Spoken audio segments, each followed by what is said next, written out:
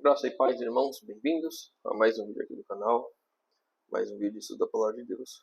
Hoje, continuando nossa leitura do livro Patriarcas e Profetas, nós vamos ler o capítulo 21, José e os seus irmãos. Antes de iniciarmos, gostaria de lembrar os irmãos, vou fazer leitura de alguns trechos do capítulo e vou comentá-los. Recomendo aos irmãos a leitura do capítulo completo lá no aplicativo da Bíblia. E lembrando aos irmãos que puderem se inscrever no canal, deixar o like para a gente levar a mensagem do Evangelho avante. Vamos lá, vamos iniciar com a leitura. Gênesis capítulo 45, verso 1. Então José não se pôde conter diante de todos os que estavam com ele, e ele clamou: fazei sair todo homem de diante de mim. E não havia homem algum com ele, enquanto José se deu a conhecer a seus irmãos. Então aqui nós vemos José se apresentando aos seus irmãos pela primeira vez, depois de ter se tornado governador do Egito, e está ali reencontrando seus irmãos que não o reconheceram. Então, depois de algumas situações, ele se dá a conhecer. Então vamos entrar em detalhes. Patriarcas e Profetas, capítulo 21, José e os seus irmãos. Jacó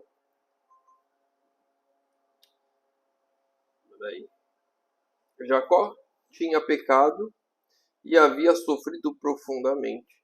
Muitos anos de labuta, cuidados e tristeza ele os havia tido desde o dia em que seu grande pecado fê-lo fugir das tendas de seu pai. Como fugitivo, sem lar, separado de sua mãe, a quem nunca mais viu, trabalhando 7 anos por aquela que amava, apenas para ser vilmente enganado, labutando 20 anos ao serviço de um parente ávido e ganancioso, vendo sua riqueza aumentar e seus filhos crescerem em redor de si, mas encontrando pouca alegria na casa contenciosa e dividida, angustiado pela desonra de sua filha, pela vingança dos irmãos da mesma, pela morte de Raquel, pelo crime desnatural de Rubem, pelo pecado de Judá, pelo engano e malícias cruéis praticados para com José. Quão longo e tenebroso é o catálogo dos males que se estende à vista. Muitas vezes colheu ele o fruto daquela primeira ação errada. Em frequentes ocasiões viu repetir-se entre seus filhos os pecados que ele próprio fora culpado, mas amarga como fora a disciplina, cumprira ela a sua obra. O castigo, se bem que atroz, produzia um fruto pacífico de justiça. Percebam que a vida de Jacó foi uma vida de muito sofrimento pelas próprias escolhas dele. Pelas próprias escolhas erradas que ele tomou, a sua vida foi uma tristeza após a outra como uma bola de neve. Mas, em meio a essas tristezas, em meio à luta, em meio às consequências do pecado, havia ali lições para ele aprender. E muitas vezes, ele vai falar sobre isso em algum outro texto que eu não lembro, né? Que nós, como pais, precisamos vencer os nossos pecados para que os nossos filhos não sofram com isso. Senão, vai crescendo, vai aumentando. Então, Jacó viu muitos dos seus erros serem reproduzidos na vida de seus filhos. Ele agiu com ganância, com inveja com relação a Esaú, e os seus filhos agiram da mesma maneira com relação a José. Então nós vemos ali esses padrões, e eu e você não podemos nos permitir deixar levar pelo pecado. Precisamos vencer o pecado, precisamos vencer as tentações, para que isso não se reproduza na vida dos nossos filhos. Precisamos olhar diligentemente pelos nossos, precisamos estar dispostos a aprender em meio às situações que estamos vivendo, para melhorarmos, para não cometermos os mesmos erros. A inspiração registra fielmente as faltas de homens bons, daqueles que se distinguiram pelo favor de Deus. Efetivamente, suas faltas são apresentadas de modo mais completo do que suas virtudes. Isso tem sido objetivo para a admiração de muitos que têm dado aos incrédulos ocasião para escarnecer da Bíblia. É, porém, uma das mais fortes provas da verdade das Escrituras não serem os fatos explicados de maneira que os favoreça, nem suprimidos os pecados dos seus principais personagens. A mente dos homens é tão sujeita ao preconceito que não é possível serem as histórias humanas absolutamente imparciais. Houvesse a Bíblia sido escrita por pessoas não inspiradas, e teria sem dúvida apresentado o caráter de seus homens honrados sob uma luz mais lisonjeira, mas assim como temos um registro exato de suas experiências. Percebam que a Bíblia nos mostra o pecado dos grandes heróis da fé. Jacó, um dos 3 patriarcas, um grande herói da fé, cheio de pecados, cheio de falhas. E a Bíblia nos apresenta assim, para que nós possamos ver que ela é genuína, para que ela é verdadeira, que nos mostra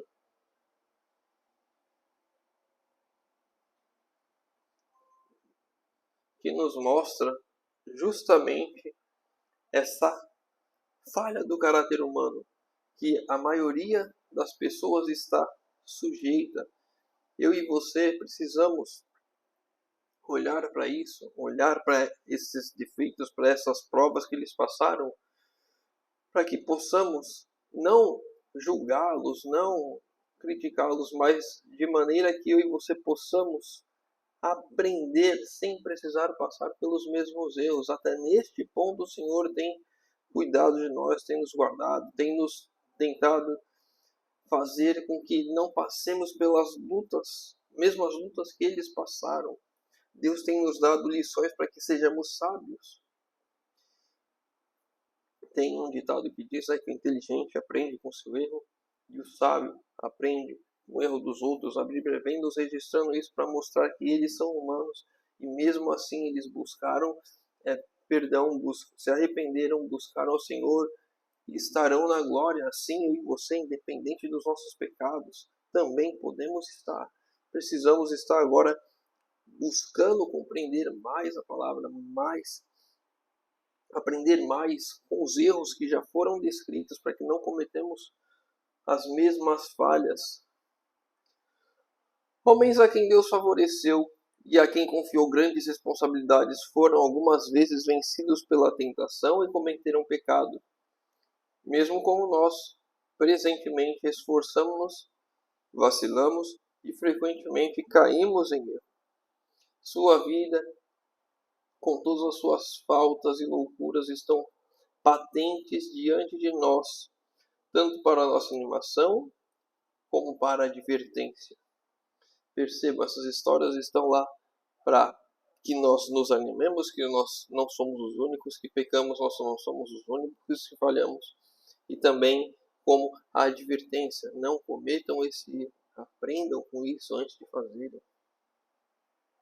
Se eles fossem representados como estando sem faltas, nós, com a nossa natureza pecaminosa, poderíamos desesperar-nos pelo nosso erro e fracasso.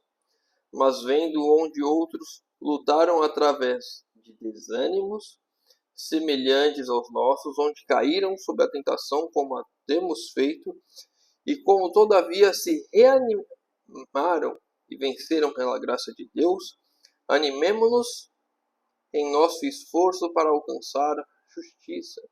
Como eles, embora algumas vezes repelidos, recuperaram o terreno e foram abençoados por Deus. As nossas falhas, a minha e a sua, não são o fim, não é uma perdição eterna. Temos de buscar ao Senhor, temos que aproveitar o tempo de graça, temos que nos reaproximarmos do Senhor para não cairmos novamente. Ainda há tempo de arrependimento, ainda há tempo de buscar novidade de vida, ainda há tempo de uma transformação genuína. E assim eu e você devemos buscar. De outro lado, o registro de sua vida pode servir como advertência para nós. mostra que Deus de nenhuma maneira terá por inocente o culpado. Ele vê o pecado nos seus mais favorecidos e trata com o mesmo neles mais estritamente até que naqueles que têm menos luz e responsabilidade. Deus não vai, você é o filho de Deus, você vai à igreja, você se batizou, você se entregou e agora você está numa vida de pecado. Não é porque você se batizou, não é porque você se entregou, não é porque você vai à igreja, não é porque você devolve o dízimo que você será favorecido, que o seu pecado é tratado de maneira diferente. Se não houver arrependimento, se não houver confissão, não vai haver salvação. Precisamos nos arrepender, precisamos nos converter, precisamos nos transformar, precisamos buscar uma mudança de vida em nossas vidas. Precisamos nos arrepender do nosso pecado. Não podemos pecar e achar que está tudo bem. E o Senhor nos coloca essas advertências justamente para isso. Mesmo eles favorecidos, Abraão, Isaac, Jacó, tantos outros profetas, mesmo eles que pecaram, não teriam seus pecados desculpados ou tratados de maneira negligente. Todos eles tiveram que se arrepender, confessar o pecado e mudar a abordagem, não continuar na prática do erro. E assim, para mim e para você. A vida de José ilustra a de Cristo. Foi a inveja que moveu os irmãos de José a vendê-lo como escravo. Tiveram a esperança de impedir de se tornar maior do que eles. E quando foi levado para o Egito, lisonjearam-se de que não mais seriam perturbados com os seus sonhos, de que haviam removido toda a possibilidade de sua realização.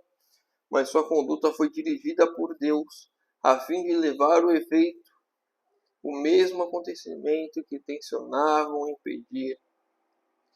Semelhantemente, os sacerdotes e anciões judeus estavam invejosos de Cristo, receando que deles atraísse a atenção do povo.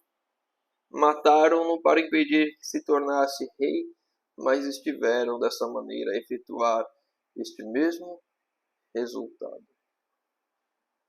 Perceberam a semelhança entre a vida de José e a vida de Cristo? Pessoas movidas pela inveja tentaram impedir que os propósitos de Deus se cumprissem na vida de José, no caso seus irmãos. Pessoas com inveja tentaram impedir que os propósitos de Deus se cumprissem na vida de Cristo. Mas o Senhor está no controle de tudo e o propósito de Deus foi alcançado mesmo em meio à inveja, mesmo em meio à falha, mesmo em meio à luta, mesmo em meio ao mundo tentando agir contra. E em nossas vidas também, se nos entregarmos, se buscarmos, o propósito de Deus se cumpriu na vida de José, porque ele andou com Deus. Porque se ele fosse ao Egito e ele abandonasse Deus, ele não seria fiel na casa de Potifar, ele não seria fiel na prisão e ele não teria se tornado governador. Ele passou por isso por conta da sua fidelidade, por isso ele foi fiel na casa de Potifar, por isso ele foi fiel na prisão e por isso ele se transformou em governador do Egito, porque ele foi fiel. Deus tem propósitos para minha e para a sua vida. E o mundo pode vir a tentar impedir esses propósitos com a inveja. Mas se formos fiéis e nos mantivermos firmes nos propósitos do Senhor, confiando que Ele fará a sua obra no momento oportuno, isso vai se cumprir. Assim como aconteceu com José e com Jesus também. José, mediante seu cativeiro no Egito, tornou-se um salvador para a família de seu pai. Contudo, esse fato não diminui a culpa de seus irmãos. Semelhantemente à crucificação de Cristo pelos seus inimigos, dele fez o Redentor da humanidade, o Salvador de uma raça decaída e governador do mundo inteiro. Mas o crime de seus assassinos foi precisamente tão hediondo como se a mão providencial de Deus não houvesse dirigido os acontecimentos para a sua glória e o bem do homem. mesmo esses pecados que são cometidos, que acabam resultando em algo bom depois. É estranha essa frase, mas que o Senhor consegue converter ou transformar o pecado em algo bom, o Senhor consegue tirar algo bom, extrair algo bom de uma situação ruim. Isso me lembra o texto de Romanos 8:28, que nas mãos de Deus tudo se torna em algo bom. Romanos 8:28 diz que... Nossa, esqueci o verso Romanos 8:28. Tudo coopera para o bem daqueles que amam a Deus e são chamados segundo o seu propósito. Tudo coopera. Mesmo as coisas boas o Senhor consegue, mesmo as coisas ruins o Senhor consegue pegar algo ruim e transformar em algo bom naqueles que têm o coração segundo o seu propósito. Então, desta forma, como aconteceu com José, como aconteceu com Cristo, e como pode acontecer na minha e na sua vida as coisas ruins, quando nós entregamos o nosso coração ao Senhor, quando nós nos mantemos fiéis, Deus pode pegar essa situação adversa, essa situação de pecado, e transformar em algo bom, porque das mãos do Senhor só provém coisas boas. E o Senhor pode transformar o mal em bem, a maldição em bênção. O Senhor pode fazer isso, o Senhor quer fazer isso na minha e na sua vida, mas precisamos nos manter firmes, precisamos persistir no caminho e não nos deixar desanimar pela grande luta, pelo grande tempo de espera para que as coisas aconteçam.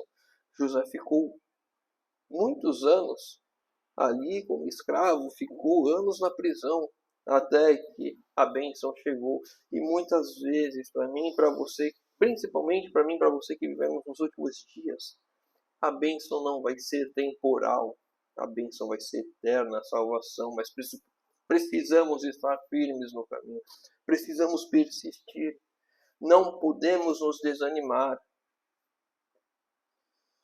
Vamos lá, o nosso último texto. Assim como José foi vendido aos gentios por seus próprios irmãos, foi Cristo vendido aos piores de seus inimigos por um dos seus discípulos. José foi acusado falsamente e lançado na prisão por conta de sua virtude. Assim Cristo foi desprezado e rejeitado, porque sua vida justa, abnegada, era uma repreensão ao pecado. E se bem que não tivesse a culpa de falta alguma, foi condenado pelo depoimento de falsas testemunhas.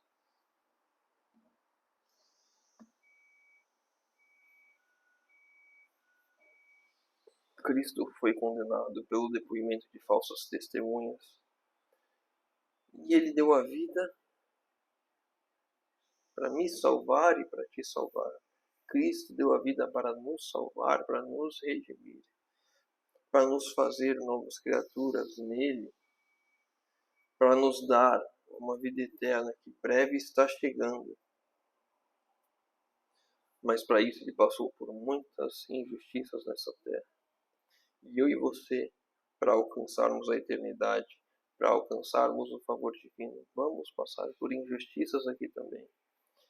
Eu e você devemos nos manter firmes, eu e você precisamos buscar mais ao Senhor, precisamos buscar novidade de vida, não podemos nos deixar levar, desanimar pelas tristezas desse mundo, pelas aflições que pessoas vêm nos causando. Precisamos, eu e você, de uma entrega total, para podermos resistir às lutas dessa vida, às batalhas dessa vida.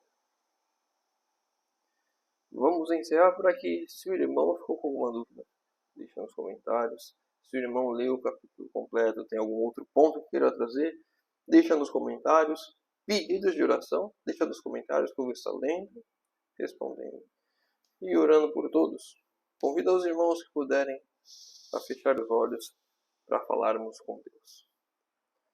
Graças, Senhor, por mais uma oportunidade que temos de abrir a Tua Palavra e de estudar, Pai querido. Pai, por favor, queremos entregar as nossas vidas em Tuas mãos, Senhor amado. Pai, sabemos que não é fácil a vida nessa terra. É uma vida de lutas, é uma vida de dificuldades. É uma vida que temos, Senhor, de buscar cada vez mais a Ti, porque se deixarmos nos levar pelos momentos aqui, vamos falhar, vamos sucumbir a muita tristeza, a muita coisa tentando nos fazer desviar do caminho, Senhor amado. Mas temos certeza que se formos fiéis até a morte, o Senhor nos dará a coroa da vida. O Senhor nos dará uma eternidade ao Teu lado, Pai amado, por favor. Seja conosco, nos fortalece. Nos ajude, Senhor, nas nossas lutas. Por favor, Senhor. Transforma o nosso ser para a honra e glória do Teu santo nome, Pai querido, por favor. Te pedimos em nome de Jesus. Amém. Meu irmão, fica com Deus e que Deus te abençoe.